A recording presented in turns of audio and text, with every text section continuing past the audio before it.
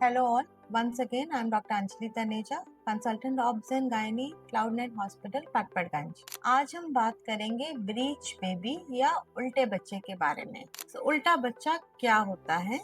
Normally eight term यानी जब आपकी प्रेगनेंसी लगभग पूरी हो चुकी है या होने वाली है 35-36 वीक्स के आसपास, तब नॉर्मली बच्चे का हेड डाउन पोजीशन होता है। Why this happens? Because head is the heaviest part, and by virtue of gravity and by virtue of various other physiological factors, head occupies the lower part of your womb. तो बच्चा जब deliver होता है, baby का head पहले आता है, इसको हम कहते हैं फेलिक पोजीशन। कभी कभी बच्चा उल्टा होता है, दैट मीन्स बच्चे के फीट या बच्चे का बॉटम नीचे की तरफ होता है वुम में, एंड बच्चे का हेड वुम का अपर पार्ट ऑक्यूपाई करता है।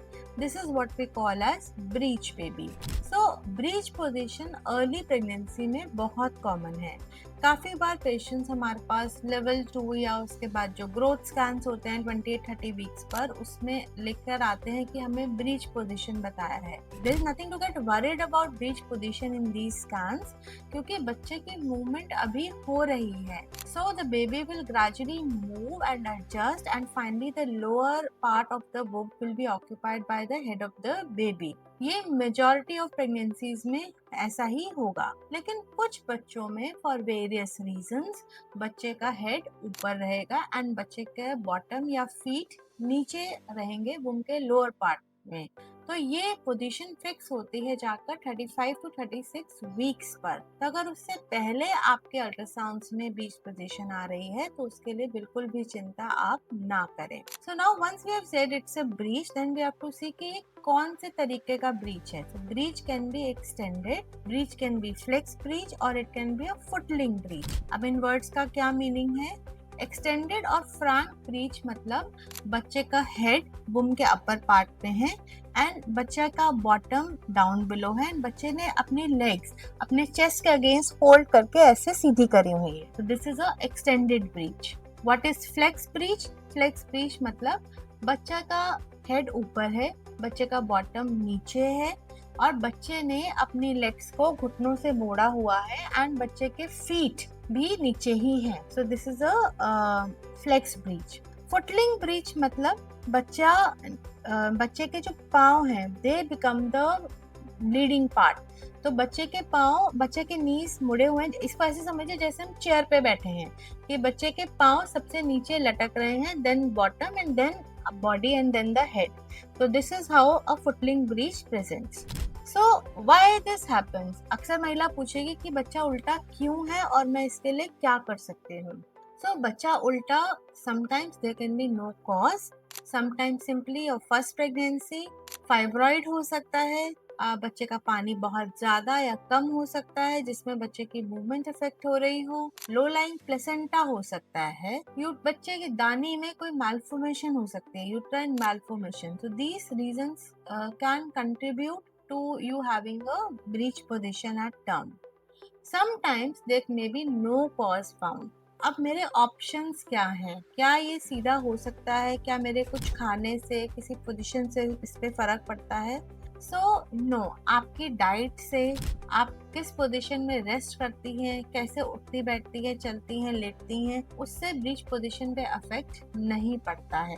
ऐसा नहीं है कि आप कुछ खा के या ना खा के या किसी पर्टिकुलर पोजीशन में मूव करके, रेस्ट करके बच्चे की पोजीशन चेंज हो जाए, ऐसा नहीं है। नेक्स्ट इसमें क्वेरी आती है कि डॉक्टर फिर इसमें मेरे लिए क्या ऑप्शंस हैं? How will I deliver this baby and why can not I deliver vaginally? मेरे डॉक्टर ने मुझे इसके लिए सिजेरियन क्यों कहा है? ब्रीच बेबी में जब हम मैनेजमेंट की बात करते हैं, we have 3 options. One is we can try ECV, which is external cephalic version. External मतलब बाहर से, cephalic मतलब बच्चे को घुमा कर सीधा करा जाने की कोशिश, सीधा मतलब हेड डाउन पोजीशन। या फिर हमारे पास नेक्स्ट ऑप्शन आता है सिजेरियन करके बेबी को डिलीवर करने का, और थर्ड आता है वजाइनल डिलीवरी के लिए अटेम्प्ट करने का।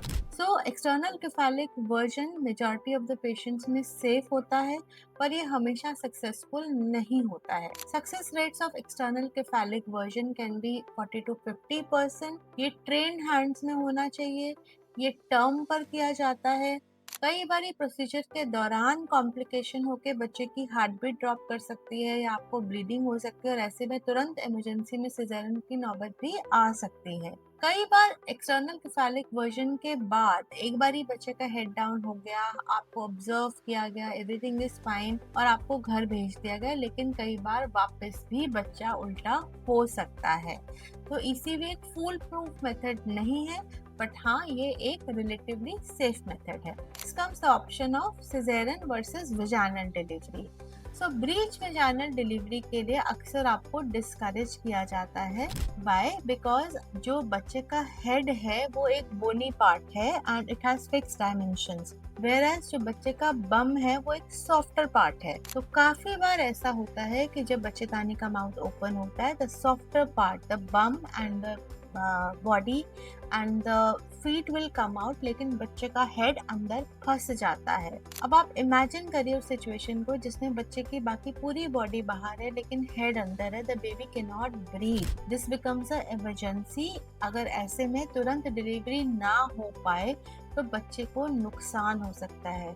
ये नुकसान ग्रेव हो सकता है जिसमें बच्चा दिमागी तौर पे विक्षिप्त भी हो सकता है या बच्चे की कभी कभी मृत्यु भी हो सकती है, और बच्चे को निकालने के अटेम्प्ट में बच्चे के ब्रेकियल प्लेक्सस इंजरी यानी बच्चे के नर्व्स को भी डैमेज हो सकता है। So to avoid all these risk, breach delivery cesarean के थ्रू ज्यादा एडवाइस करी जाती है।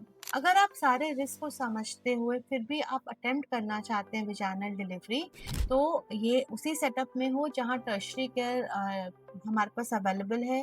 Round the clock anaesthetist, paediatrician, obstetrician की अवेलेबिलिटी है, बिकॉज देयर आर चांसेस कि आप सिजेरियन में एंड अप कर सकते हो या कोई सिचुएशन आ सकती है जिसमें तुरंत सारे एक्शंस, इमीडिएट डिसीजंस लेने पड़ जाएं। So the safer alternative could be cesarean section for breech. Cesarean section for breech is more or less same as any other cesarean. If there is any other complicating factor like placenta previa or fibroid, वो accordingly deal किया जाता है। Hope that helps in your decision making.